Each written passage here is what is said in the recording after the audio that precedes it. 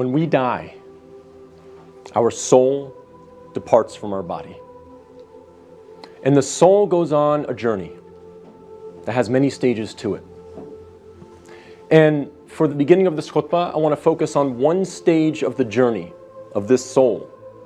And that is when the soul descends into the grave to be reunited with our bodies. And when the soul is coming down, it witnesses the janazah, the funeral.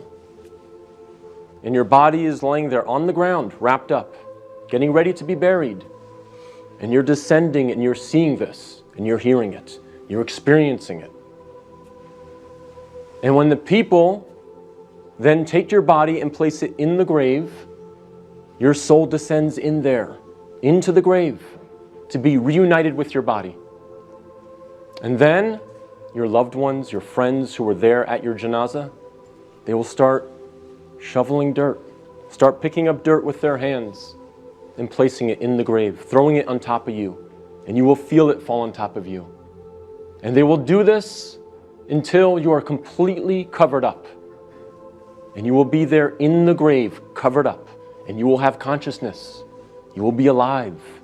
Not physically, obviously, but your soul will experience this.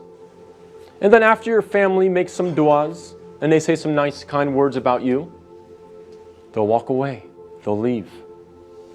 And you will hear their footsteps, as the Prophet, peace and blessings be upon him, said, that you will hear their footsteps as they walk away.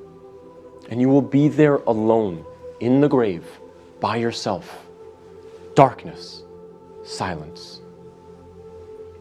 What happens at that point? Two angels come to you, Munkar and Nakir. And they ask you three questions. Perhaps the most important questions you will ever be asked, and the three most important questions you will ever answer. And those questions are, what is your deen? Translated as, what is your way of life or your religion? Who is your prophet? And who is your Lord? Not necessarily in that order, but those are the three questions. And if you answer these questions correctly, all three of them, your stay in the grave will be one of peace. You'll have peace. You'll have pleasure. Until the day of judgment, when the horn is sounded, and you are raised up out of your grave. So during that time, if you answer these questions correctly, you will have peace. But if you don't answer these questions correctly, all three of them, your stay in the grave will be full of pain. So we must answer these questions correctly. But here's the problem. A lot of us say to ourselves at this point, I'm good because I'm a Muslim and I know the answers to these questions and I'll answer them correctly. This is a problem. This is called being overconfident. Because, as many of the scholars say, the answer is not given with your tongue. The answer is not given with your brain. The answer is given with your heart.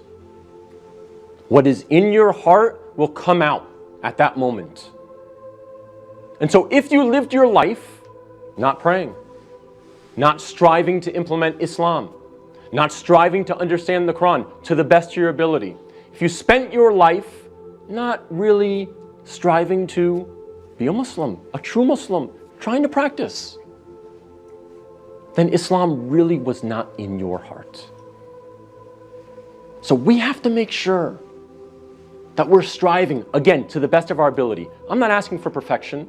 I'm not asking for scholars. I'm not asking for you to be of the best character like the Prophet, peace be upon him, but we must strive for it. So that on that day, when these angels come to us and they ask us these questions, what is in our heart will naturally come forward. The answers, the correct answers will come forth. And not the answers of, I was striving for something other than the pleasure of Allah. So we have to make sure that Islam is in our hearts, not just on our lips, not just in our mind.